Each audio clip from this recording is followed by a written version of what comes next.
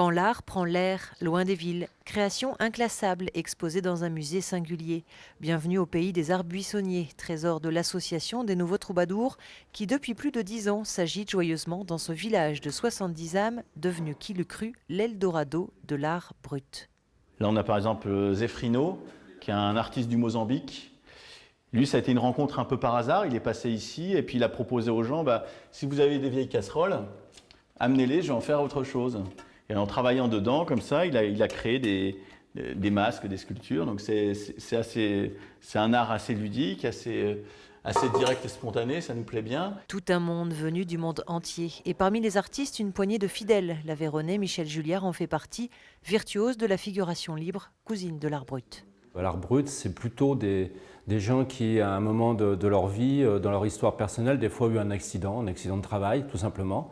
Ils peuvent plus aller bosser et puis se mettre d'un seul coup à faire des choses sans aucune idée préconçue, sans avoir envie d'être exposé, souvent sans même avoir le désir de vendre. Voilà.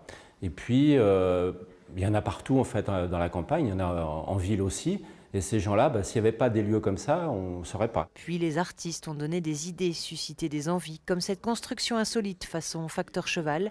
Curiosité née à Saint-Sever il y a 10 ans, fruit d'une imagination collective sans mesure. C'est infini, il n'y a pas de plan au départ, on ne sait pas quand est-ce qu'on va s'arrêter. On sait où est-ce qu'on peut monter au niveau des fondations, des choses comme ça.